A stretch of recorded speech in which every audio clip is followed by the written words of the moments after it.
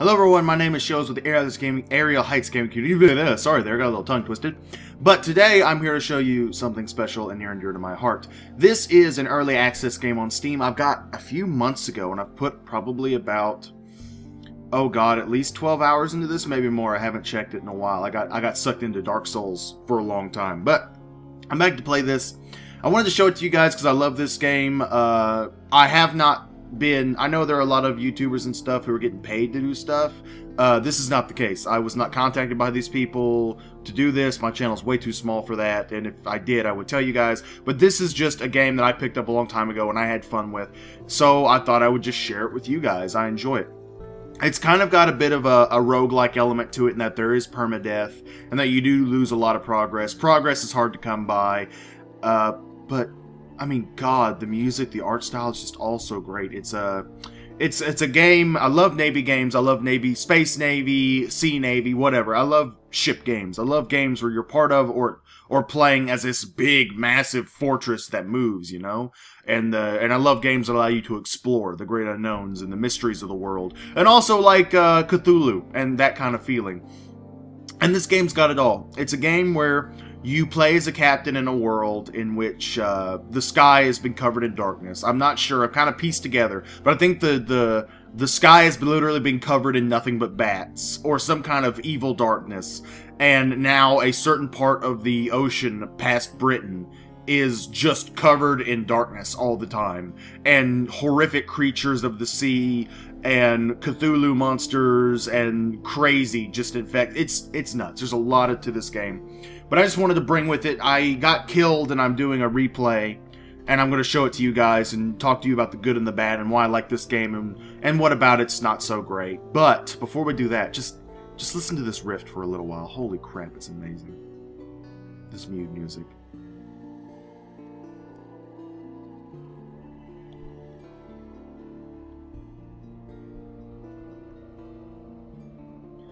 Oh, it's so good. I love that. I would love to just take that track and use it for ambient music in something that's great.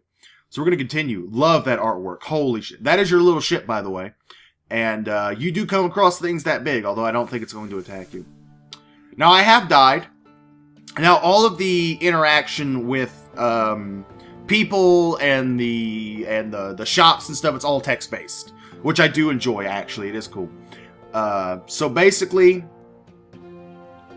yes, it was stolen by the bats. 3 decades ago in the reign of Victoria, London was stolen by bats. Now it lies a mile below the surface.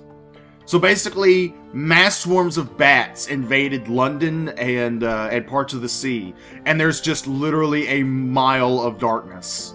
And everything is just darkness all around. So weird things have happened. There's tons of weird creatures. I'm going to take you guys on a little adventure. I'm not going to do a whole playthrough because this could take hours of just you wandering around. But we're going to choose a past. So there is a thing where as you go forward, you can increase the quality of your housing in London. Like you can upgrade to like mansions and stuff. I never got to that point because I enjoy just going out in the sea and doing stuff. Who were you? Now there are multiple stats in this game. And depending on who you pick, you'll get a bonus to all of them. Street Urchin, Veils, which is the skill of subtlety, or Evasion, which is basically agility, which there may be conversation topics or moves in the game in combat that require a high amount of Veils. Poet is the Pages, which is kind of like wisdom, I think, the knowledge of the past world and the world before. Iron is your basic strength, it's your ability to do damage. Hearts is the skill of healing and morale, which actually is really important if one mechanic goes too far. And then there are mirrors. Light and mirrors are the two big things in this world. When you're out on the sea and there's no lights, you have to use your ship's lights in order to see in the darkness. And when you're fighting things, you have to illuminate them with lights and reflective mirrors, which isn't like actively shown. It's more like you use an ability, which raises a bar. But you use lights and mirrors so you can see what you're shooting at. And what you're shooting at has to do the same to you. But, I like the priest. I'm going to go with the priest. I don't know why. I don't think I've played as him yet. It doesn't change anything, but it's just kind of a little bonus. It really doesn't change your story. Your story is what you make it. Now you're a captain. Now you belong to the Undersea. But who were you before? You fell from grace. There's nothing left ashore for you, but an anonymous benefactor who has found a way for you to make some money. You gain 25 hearts, which is your health, I believe. No, it's not. I apologize. It's something else. You now have 1 Gaullite engineer. Each time you pick someone, you get a special deck officer, and you can get more as time goes on. You gain 10 echoes, which is the oh my god, I can't believe I'm phasing out like this. It hasn't been that long. Which is the money, and your stranger quality has gone, which would have been something useful in the world. Choose an ambition. Now this is something that has changed. Fulfillment. Gather 100 taels, learn what you can of the Z, write a masterpiece and retire. Wealth. You just want a mansion and stuff, your father's bones. Now these are all locked with these special items. I don't know where to get a key of history by going forward and looting things and going through text events with people talking. You could unlock things like Tales of the Sea and such, and one of these is the key of histories. Never got it, never found it, have no idea. But you can, as you go through, if you unlock a key of history, keep it when you die, and then you can do one of these. But we're going to go with fulfillment. Never was kind of a money kind of guy. How will you be addressed? Of course it's Captain. And your portrait? I'm going to go with kind of like scraggly. Ooh, no. Nope. No, we want fulfillment. That's wealthy. There's an explorer if I've ever seen one. Shoas. Yeah, Indiana Jones. Alright, so there's a help me thing. So basically this is the entire interface regarding when you're in port. And I'll go up here at the top is your hull, your speed, your hunger, and all that. I'll go through that when we actually get out to sea. So this is the story, your hold, which is your inventory. You've got the food and fuel. As you go forward, you use up fuel. As you go forward, you use up food. You have to have fuel and food. If you run out of fuel, you'll be stuck in the sea with no help. If you run out of food, your people will begin to starve. So keep those two up. There's the journal, which is quests and things and circumstances and such. Officers, we have none except this old lady up here. She doesn't appear here because when you move them out of this, they just appear here. So if you have them in here, you're actually not using them, which they give you bonuses. Shops, there are a bunch of them that sell items. If you want to be a merchant in this game and just go from port to port buying low and selling high, you can totally do that. If you just want to be an explorer like me, you can buy stuff, better engines, lights. This thing, Radic Faber Assistants are essentially used for pneumatic rat delivery device. I have no idea what that is. Navy supplies, guns, more guns, torpedoes are a thing, fuel, these are important. I don't know, I think these are like, oh, I fucked up kind of thing. Wolf Stack Exchange. This is kind of like your buyer beware. Create human souls, a little bit of Dark Souls in this. You do sell people's souls. It's just a basic, upgrades, kind of thing. Shipyard, there are other ships to buy. If you want to just fight things, there's the Dreadnought, there's the Cutter. I kind of like my little Legia class steamer. I stick with it. I just want you to know money, from what I've experienced, unless it changes in the final release, is extremely hard to come by. Progression in this game is kind of slow. At least it's slow the way I play it, but I enjoy the way I play it, so I don't care. We're going to go to storage. Storage is where you have a lot of stuff happen. Your lodgings, this is where, this is only available in London. This is kind of your house. You want to read the paper. Let's read the paper. Echo Bazaar, the Mac Marketplace. You can read this, and then you have one recent news. This is basically an item that says maybe in some other port there's an event that requires you to have some recent news or gossip. Now you have one recent news or gossip to use to trigger that event. Rest in the room above gets rid of your terror. I'll explain terror here in a bit. Purchase an elegant townhouse with $1,000. Well, I don't have that. Write a will, which will leave the townhouse to your next player. Yada, yada, yada, all this other stuff. Stop it if you want to read. And then, a lot of this stuff I've never even gotten close to getting. Go back to the city. Now we've gone to Relaging. This is London. This is the town. You can go to the Admiral Survey Office. We'll go there in a second. The University, which is a place for secrets and stories, which we can't go to yet because we need a secret. This will reduce your terror, might run into trouble, or romance. This is just a random encounter thing. How much money is this going to cost me? 30. I'm not going to use half my money on a random chance. How much is this going to cost me? Oh my god. Wow, this got way more expensive. It used to be like 1. You do have a crew. If your crew gets down to half max crew, you can only go half speed, which sucks. Put your ship in dry dock, and then this is always here. This is a little money-making thing that is always here. But let's go to the Admiralty's office. This is your main source of money in the game to begin with. Basically, there's this dude called the Admiral. He wants to know everything about the world and what's in it. He will pay you tons of money to go to different places and explore. Which is kind of good, because it is a really good source of money. It is kind of bad, though. I'll go into why it's kind of bad once we're out in the sea talking about this stuff. Retrieve strategic information from the Iron Misery Company in the Fungus Station. Story. Go back to London. Go back to the Admiralty office. And do you want to speak to the Admiral? Yeah.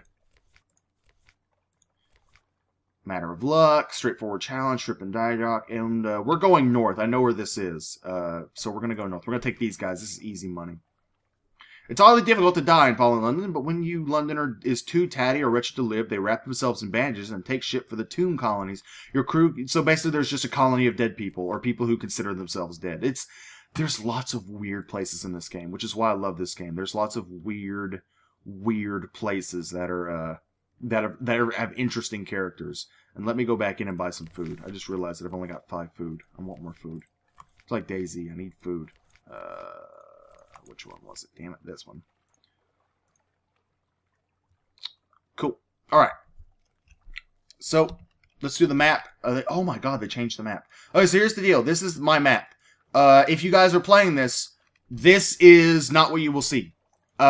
Basically, all this Fog of War, the whole thing was Fog of War. You have to go out and you have to, you have to go out and you have to explore. You have to tread unknown waters and face, you have to face, death and horrible death and disease and random events and monsters and find all these places. This map is no by any means. This is not the whole map. All of this down here and all of this over here is where the edge goes. It's all gonna be map, and some of it's not been built yet. But this is just a tiny piece. The reason I still have it is because after you die, you can choose to either keep your officers or your map or some of your skills that you've leveled up and acquired. And I usually just choose to keep my map. And more importantly, all these little anchors that are out in the middle of the sea, those are lighthouses or light sources. Those are very important. I'm about to go into why. So let's go. W, fast forward, heading out to sea. I think I've been talking so long, the ambient music doesn't play anymore. Also, they changed the sound effect for the little, for when you move. The Bad Stevens Abyss. There we go. Let's fight this dude. There's a lighthouse right there. And the red thing. Let's fight this crab.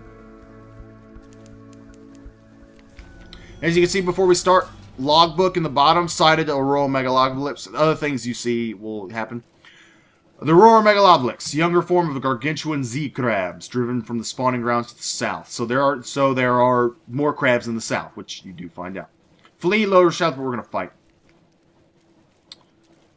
So basically to fight, like I said, you have multiple options. You can observe, which requires certain illumination, which is you observe it and you learn something about it. You repair your vessel, which takes 1 second, but you need a supply. So on max, I can only repair my vessel 7 times. There are evasions. Some of these evasions are free, and some of them take fuel. What evasions does is there's this bar right here. The more illuminated that you are, for instance, this salvo. The devastating salvo will do more damage than the salvo, but I only have to have a 50 illumination versus 100. So the more illuminated you are, the higher and higher attacks they can get on you. The more powerful the attack they can get on you. And by using these, you can flee illumination. So we're going to queue up. We're going to do 2 flares. And if we're lucky, that should do... Got the drums of battle. Cool gongo bums adrenaline. With 50 illumination, I should be able to get a shot. That's not. I'm going to need a 3rd one. And then this 8-second one, he sees me more than I see him. But these flares, and that's 60-60. He's going to die in 1 hit. He's only got 5 health. This is a baby crab.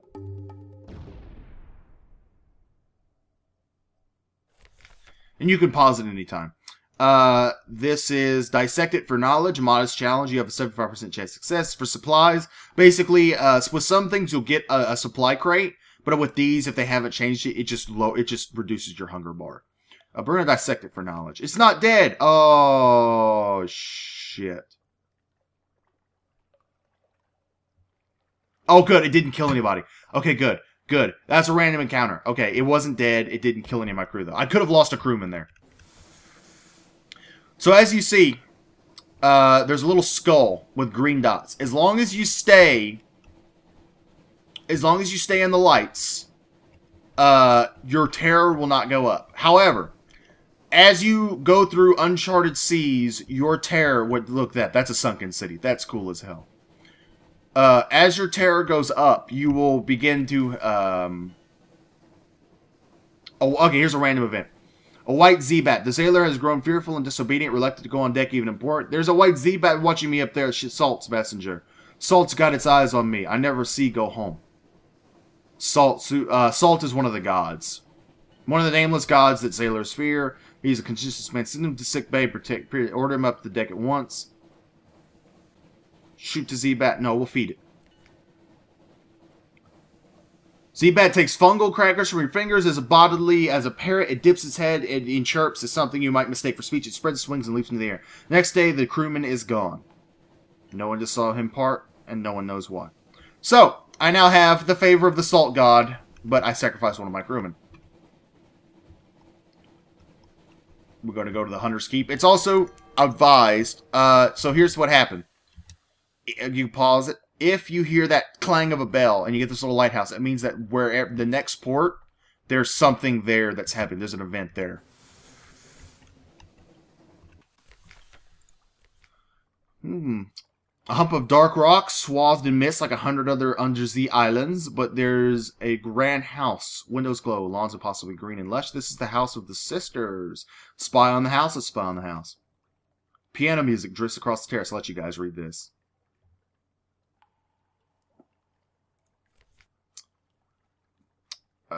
Plunging cliffs, soft greens. This is getting a report for the island. The admiral will pay you some money for this.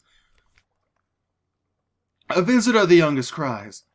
So let's do with luncheon with the eldest. That's only wise.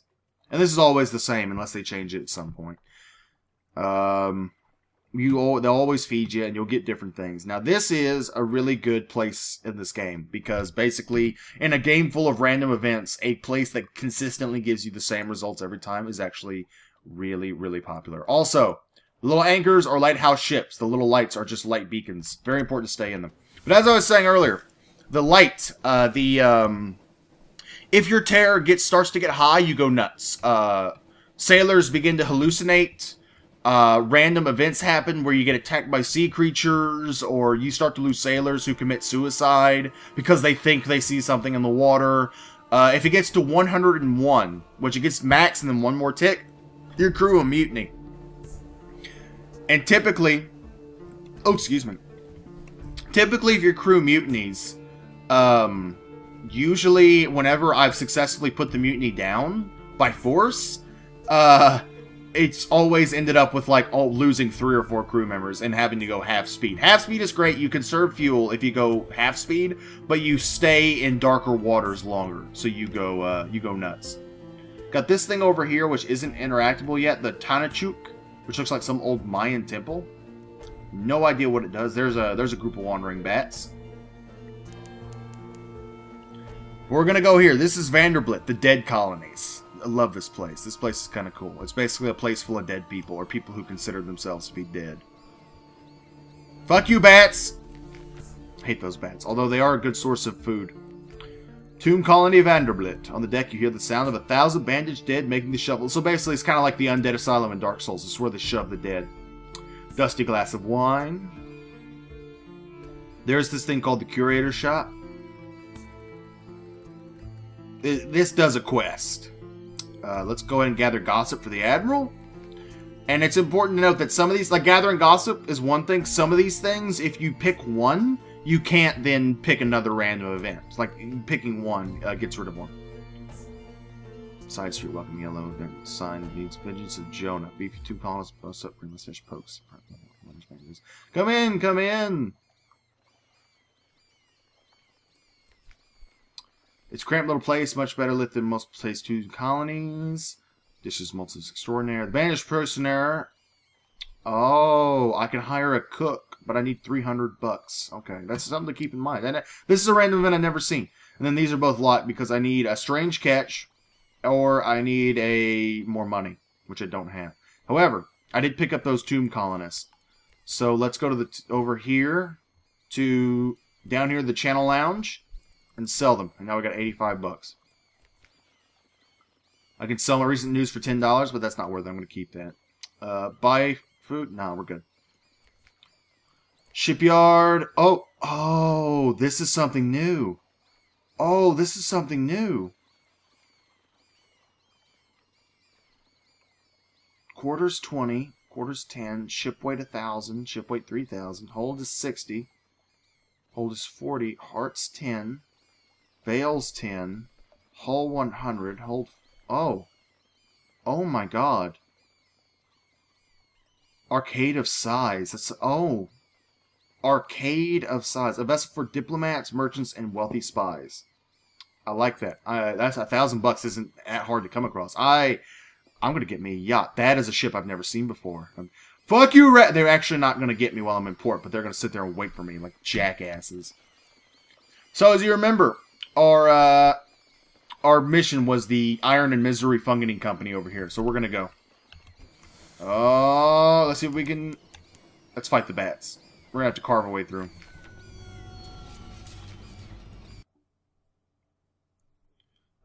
Two flares. Let's see if we can get off with 2 flares.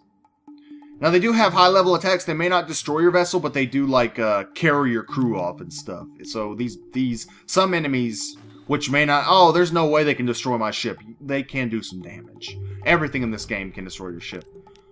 See? Swarm... Oh, no. Oh, thank you, Jesus. Oh, okay. I could have lost a guy there. Dispose of courses or keep them for food. I'm going to keep them, and I'm going to shove all the bats and blood and meaty wings in a box, and I'm going to keep it as food.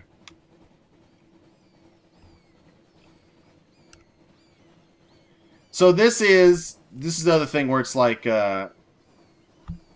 where you've got unique crew members. You're so beautiful, she tells you dreamily. There are briars in your mouth. Her left eye pulses slowly. It's always difficult to know what she's actually saying. Here's the fucked up thing. Her eyes will hatch soon, but until then she wants to work. Her eyes will hatch soon. What the fuck? That is the most Cthulhu thing ever. Now, as you guys can't tell, this game is kind of a bit of a slow pace. And you guys can tell when terror is going up. Moody's light. If your little green lights are on, you're gaining terror. If they're off, then you're using the light of something close by to not have to do that. Screw you, bats! Stop chasing me!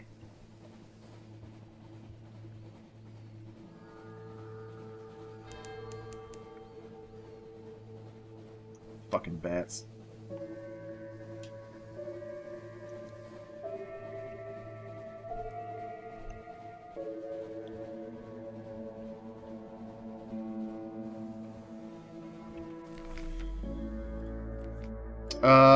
So here we are at the Iron Misery Company. Let's give, this is where we need for our contact. We got their strategic information. We can explore the island, gather supplies. Matter of luck, it could go either way. Accept a volunteer with, it costs $1. Let's do that. And, okay, because I accepted the volunteer, I can't do any other things. So that's the kind of thing. You got to be careful what you choose, because you may not be able to, pick any other ones. Let's see what's in the shipyard. Nothing. Shops. Fuel. Let's buy some fuel. And let's buy some supply. Now we're good on supplies. So this is the kind of thing where you got to make money because things are expensive, man. Alright, so we've got what we came for. Let's go back. I don't want to spoil too much of this game. So let's go back to Fallen London. Let's work our way back. Now on our way back, let me go ahead and talk to you about the good and the bad of this game. First of all, let's start with the bad. As you can see, this was just one trip.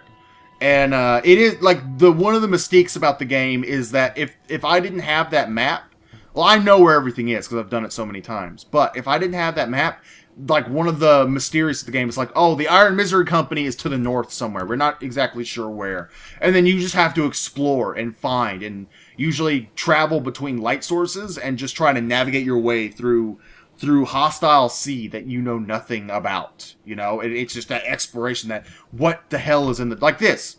This is extremely risky. I'm getting to London quicker, but I'm going through just unknown sea. And it's one thing to have this map, but it's another thing to not know, just the fog of war.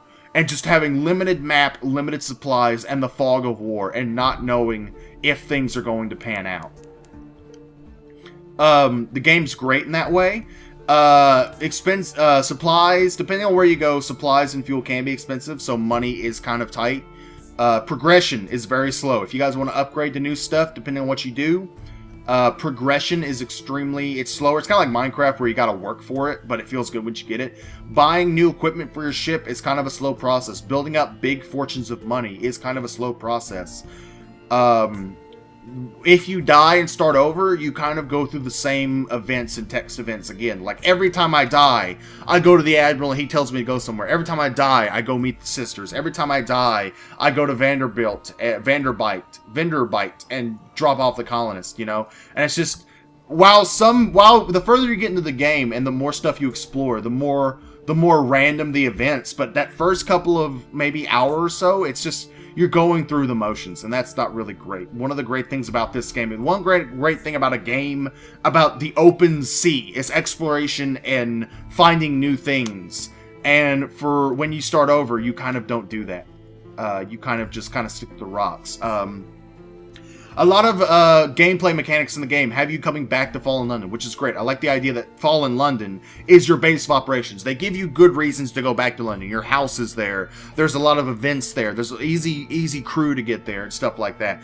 It's always good that you're just not going and exploring everything. You actually have a point where every now and then, instead of just going from point to point to point to point, you kind of want to make your way back to London. And the unique use of light sources in the middle of the ocean kind of makes you, well, instead of just going straight there, I'll go by Lick a Monkey Crag and Labyrinth of Eels and Crab Cake and use the light sources there, because it doesn't say it, but these do, like, big landmarks do sometimes give off light sources. And then I'll swing by Plymouth and up through the Tides of Appetite, use that light source, go to Godfell, up to Button Island, and then use these lights. Yeah, it's really cool. I like that. It's really great. Although I think that maybe Fallen London is a bit too much of a focal point. You have to go back there a little too often. There are additional things in the game they're going to add, like smuggling. There is kind of a smuggling thing right now with a really shady merchant you get a lot of money from. But about the game, while maybe slow, the game is packed with content. There are tons of characters, tons of stories. This is just a small piece. Like, I still have twice this map to find. Look at this. Look at this, all this over here. I still have at least twice this map to find all over again. And find new characters and new events and things like that. And, I mean, the characters and events are unique. You got kind of like a Jon Snow Wall to the North thing going on. You've got kind of a... well, I'm not going to tell you which port, but there are ports in which there are demons. There is the Gateway to Hell. There is North Korea. There is an island with no people on it, just machines that work by themselves. And that's just a tiny bit. I'm not going to spoil any more. That's just a tiny bit. And it's just, this game is so cool. If you're like me, if you like exploring, if you like Cthulhu, and you don't mind navigating text adventures and stuff, this game is really great. But if you kind of like more action-oriented, it is turn-based combat. It does have that old RPG style to it, and you do have to be kind of patient. If you're not one of those guys, like this is the guy who wants me to do evil shit for him. If you're not one of those guys, this game's probably not for you. Also, for anyone who is now interested in this game because of the way it is, which I love this game, there's far more to explore than what I showed you. It is early access. So again, this is still in beta or alpha. They're still updating it. Again, buyer beware. Do research into the game company. Do research into how the progress has been going so far. There have been updates. I got this game months ago, and there have been 3 or 4 updates, so the game is being updated. It wasn't just left to rot, you know. So just buyer beware. I think it was like 20, 25 bucks when I got it. 15, 25 bucks. I forget what it was. I don't know how much it is now. But it is a fun little game, and I enjoy it, and I like it. I wanted to share it with you guys. Thank you so much for watching. I've been Shoas with the Airlights Gaming Community. And fly safe, everyone. Or, you know, sail safe, depending on what. Don't let the Cthulhu monsters get you.